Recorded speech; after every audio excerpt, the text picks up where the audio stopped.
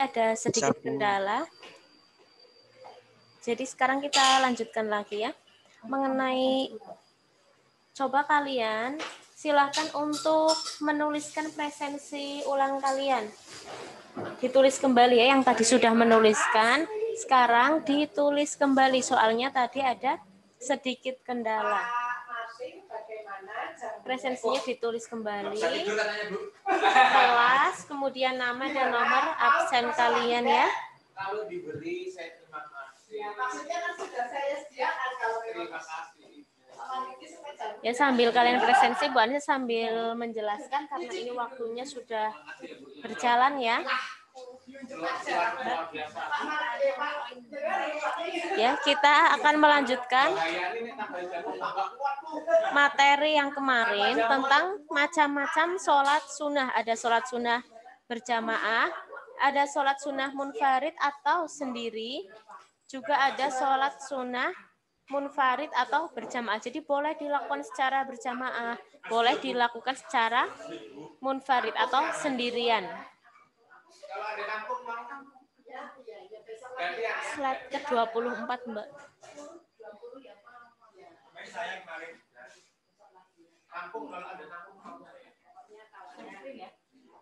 Iya.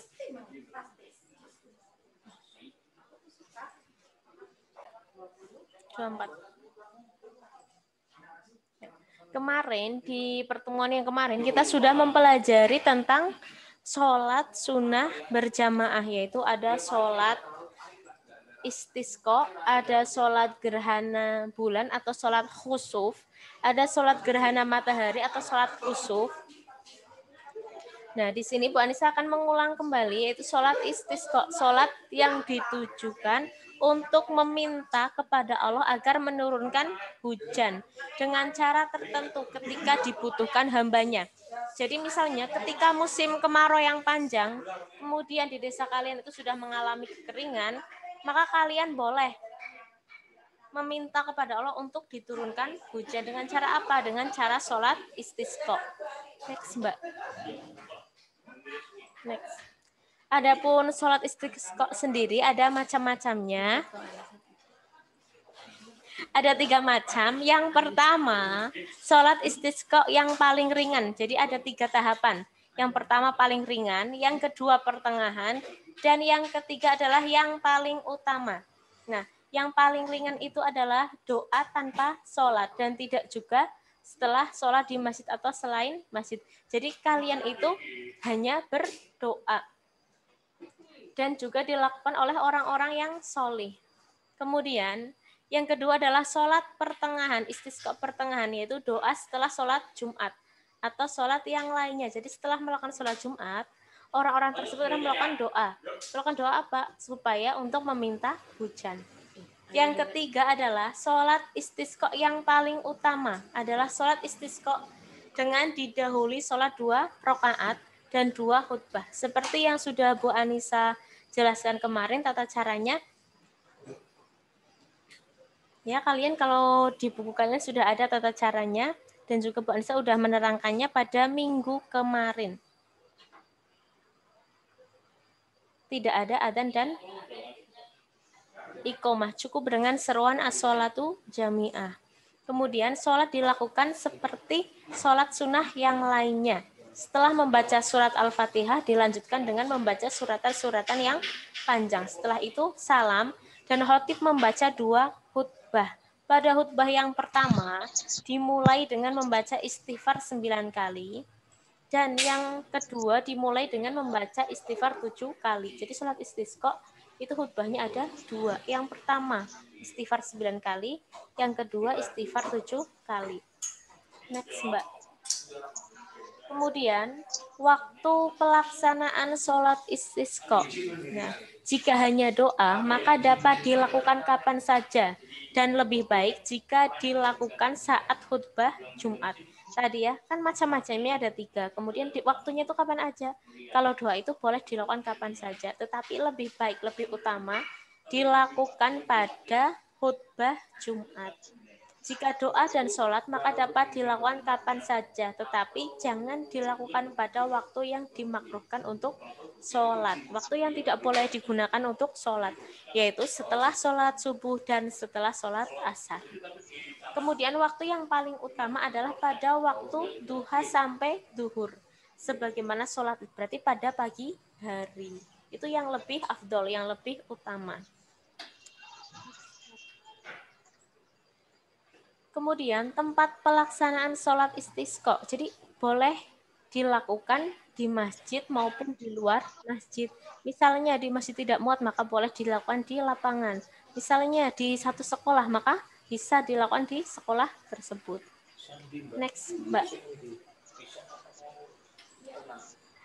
Adapun ada adab-adabnya ya, adab sebelum sholat istisqa. Jadi hal-hal yang harus kalian perhatikan dalam melakukan sholat istisqa itu kan tadi sudah. Kemudian sebelum sholat juga ada adab-adabnya atau tata caranya. Yang pertama, memperbanyak istighfar dan taubat di hari-hari sebelumnya. Jadi hari sebelum kalian melakukan sholat, kalian berbanyak istighfar dan taubat. Yang kedua, menghindari perbuatan yang zolim dan mengembalikan hak-hak orang yang terdolimi. Jadi misalnya ada orang yang mendolimi orang lain, maka kalian harus segera mengembalikannya, harus segera minta maaf kepada orang yang kalian dolimi. Kemudian didahului dengan puasa 3 hari. Jadi sebelum kalian melakukan sholat, maka kalian 3 hari didahului dengan puasa. Misalnya kalian mau melakukan sholatnya itu hari Kamis, berarti Senin, Selasa, Rabu kalian puasa terlebih dahulu. Dan pada waktu hari Kamis itu dianjurkan untuk berpuasa. Paham ya sampai sini ya? Kemudian selanjutnya adalah memperbanyak sedekah. Jadi sedekahnya harus diperbanyak ya, walaupun pada hari-hari sebelumnya juga harus memperbanyak sedekah. Yang selanjutnya adalah sebelum pelaksanaan disunahkan melakukan toharoh. Toharoh itu bersuci. Seperti apa? Mandi, bersiwak. Bersiwak itu adalah sikat gigi ya. Kemudian menjauhkan perhiasan dan wangi-wangian. Kemudian memakai baju yang sederhana. Berarti bukan untuk baju yang moncer-moncer. Kemudian berangkat ke tempat dalam keadaan tawaduk khusyuk terhadap Allah Subhanahu wa taala. Jadi berangkat gue ora celelekan karpe dewek. Next, Mbak. Yang sudah Bu Anissa singgung pada pertemuan lalu. Yang kedua adalah macam-macam sholat sunnah munfarid. Tadi udah sholat sunnah berjamaah, sekarang sholat sunnah munfarid. Nah, sholat sunnah munfarid sendiri itu ada macam-macamnya. Yang pertama, sholat tahiyatul masjid atau sholat yang dilakukan untuk menghormati masjid. Kemudian yang kedua ada sholat istikharah atau sholat yang dilakukan ketika kita bimbang dalam suatu pilihan. Yang ketiga adalah sholat sunnah rawatib. Sholat yang menyertai atau sholat yang terus menerus. Jadi sholat rawatib itu sholat yang dilaksanakan menyertai dan mengiringi sholat fardu. Sholat rawatib sendiri nanti dibagi menjadi 2 macam. Ada sholat qobliyah dan juga ada ba'diyah. Next, Mbak.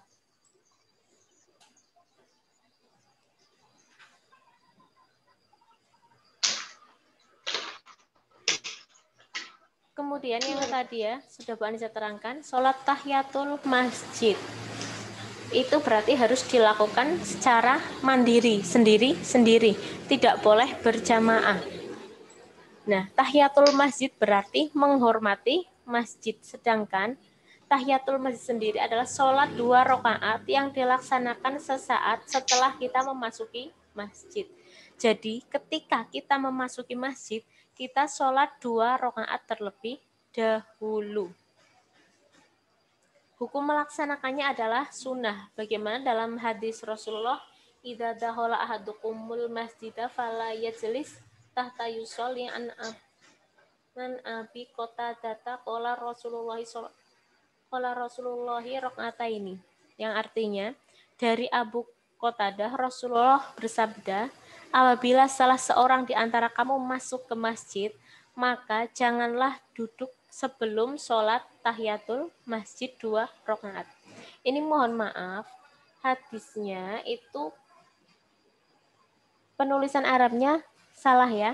Jadi yang benar itu yang pertama ngan Abi Qatadah qala Rasulullah sallallahu alaihi wasallam, baru yang idza dahola ya. Nanti akan Bu Anissa edit kembali supaya kalian tidak bingung.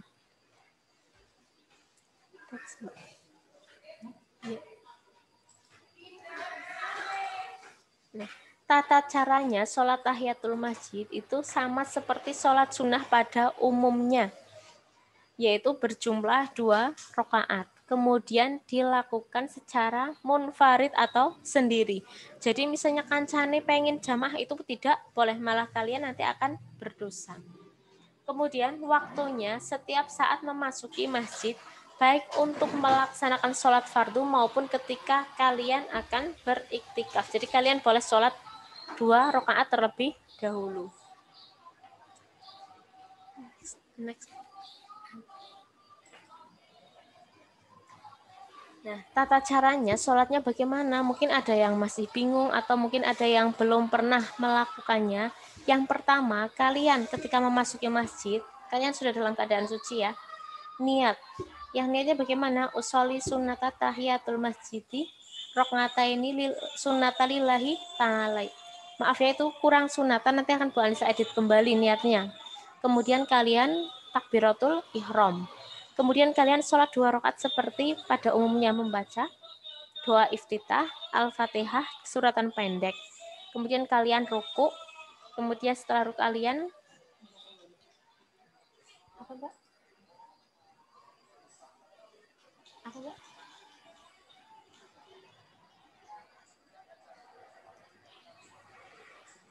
Ya, setelah ruku kalian kemudian sujud, kemudian kalian membaca suratan lagi. Setelah itu seperti tadi ruku, sujud, kemudian salam. Jadi seperti sholat sunnah pada umumnya. Tidak ada yang membedakan. Yang membedakan hanyalah niatnya saja. Coba kalau misalnya kalian belum pernah, dimulai nantilah kalian bisa melakukan sholat tahiyatul masjid. Ini punya saya nanti. Iya. Yang kedua adalah sholat istikharah. Sholat istikharah adalah sholat yang artinya memohon dipilihkan. Jadi sholat istikharah mengandung pengertian melaksanakan sholat sunnah 2 rakaat dengan maksud untuk memohon petunjuk dari Allah Subhanahu wa Ta'ala dalam menentukan pilihan terbaik di antara 2 pilihan atau lebih. Contohnya misalkan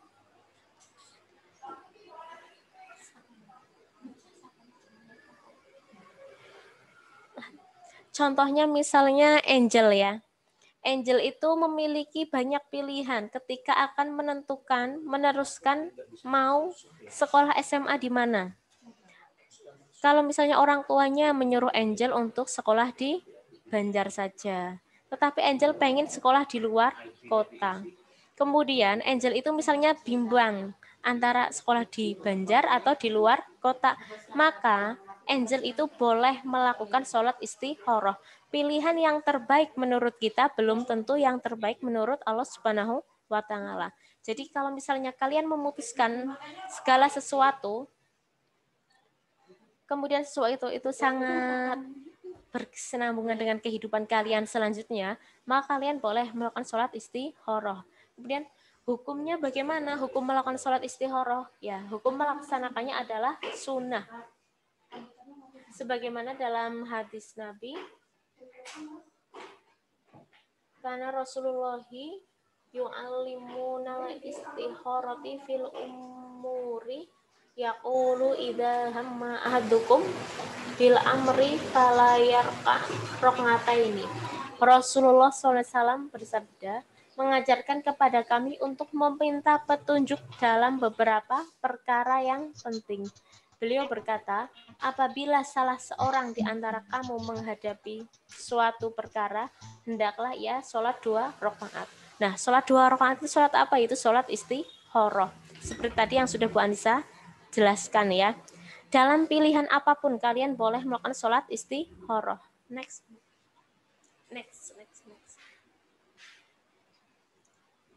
Tata caranya itu adalah jumlahnya 2 rakaat. Dilaksanakan sendirian atau munfarid.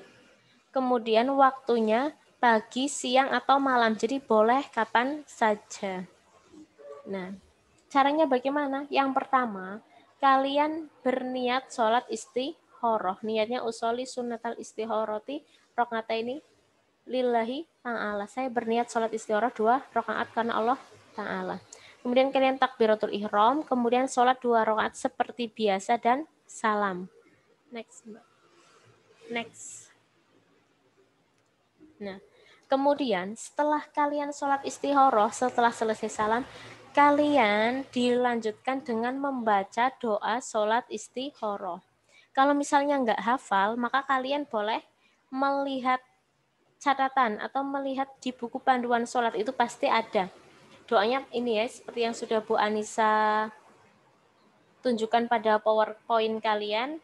Allahumma inni astahiruka bi ilmika wa taqdiruka bi qudratika wa as'aluka min fadlikal azim fa innaka taqdiru wa la aqdiru wa ta'lamu wa la a'lamu wa anta 'allamul ghuyub.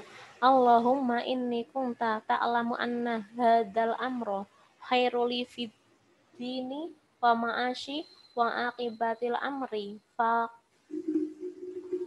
faqdurhu li wa yassirhu li summa barik li fihi wa in kunta ta'lam anna hadzal amri syarruli fid dini wa ma'ashi wa aqibatil amri fasrifhu anni wasrifni anhu wa qadurli khairi haitsu kana summardinihi bih. Ya. Itu kalian setelah selesai sholat, kalian membaca doa tersebut. Artinya kalian bisa baca sendiri ya. Ya Allah, hamba mohon. Next, Mbak. Ya, artinya, ya Allah, hamba mohon memilihkan mana yang baik menurut Engkau ya Allah, dan hamba mohon Tuhan memberikan kepastian dengan ketentuan-Mu, dan hamba mohon dengan kemurahan-Mu yang besar dan agung. Karena sesungguhnya Tuhan yang berkuasa sedang hamba tidak tahu, dan Tuhanlah yang maha mengetahui bahwa persoalan ini baik bagiku dalam agamaku dan kehidupanku, dan baik pula akibatnya bagiku.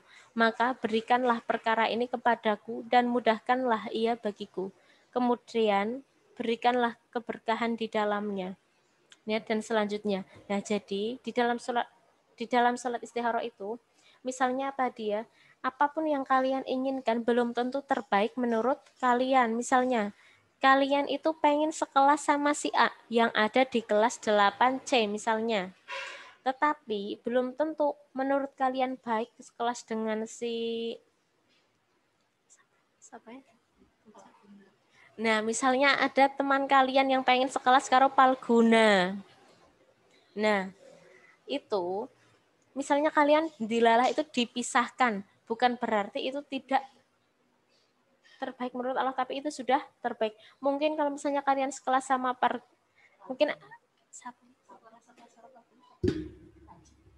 mungkin Panji ya, Panji misalnya pengennya ke sekelas karo Palguna. Nah, tapi itu dipisahkan. Lah Panji lah dananya kok ora sekelas karo Palguna, mesti yang dadi ora seneng, yang dadi ora duwe kanca. Nah, itu jangan berpikiran seperti itu.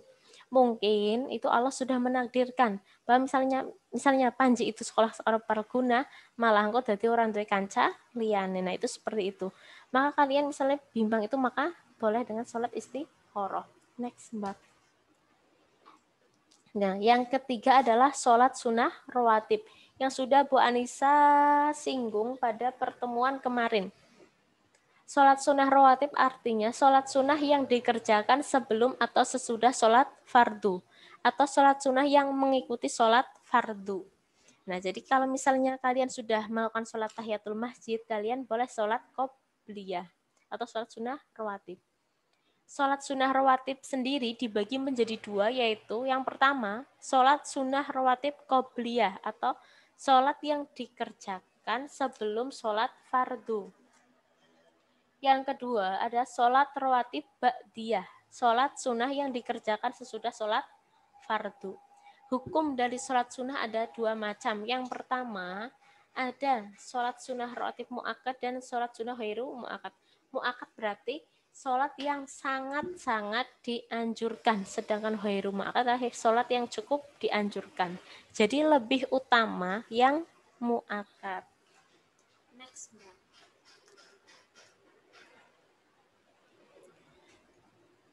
Nah, di sini Bu Anissa akan menerangkan ya tadi tentang sholat sunnah rawatib mu'akkad atau sholat sunnah yang pelaksanaannya sangat dianjurkan atau sangat dipentingkan, sangat diutamakan.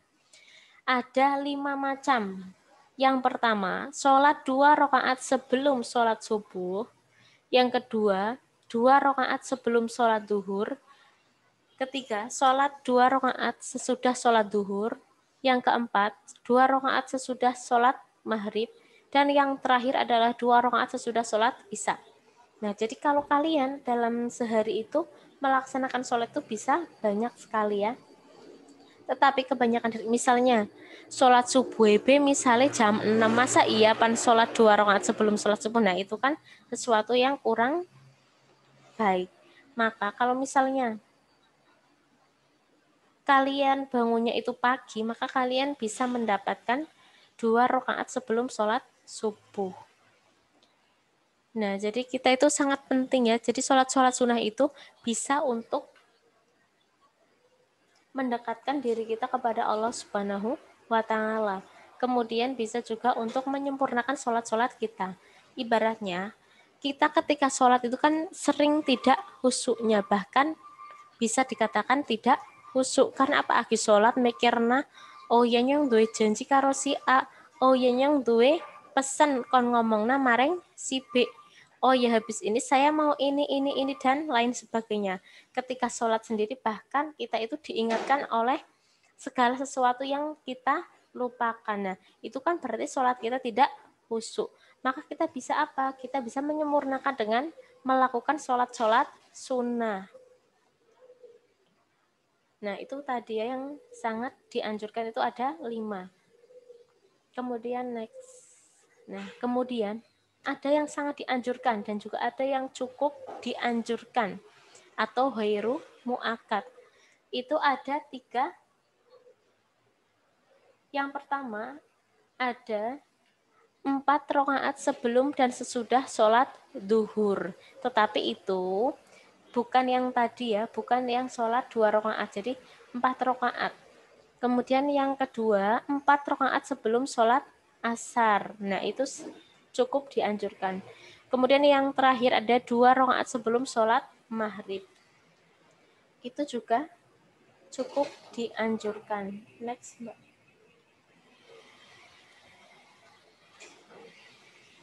Adapun tata caranya dalam melakukan sholat sunnah rawatib, yang pertama dilaksanakan secara munfarid atau sendiri. Oroleh berjamaah, oroleh ana sing ngentil nang burine.